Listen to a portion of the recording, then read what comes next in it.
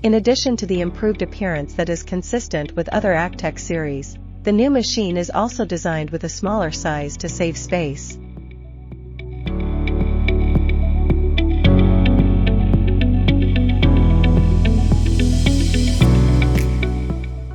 The control platform is equipped with an air pressure alarm device, which can detect whether the machine is connected to gas and the air pressure. When an alarm sounds, the machine will be controlled to stop working. The displayed air pressure can also be used to determine whether the pressure of the auxiliary gas during welding is appropriate.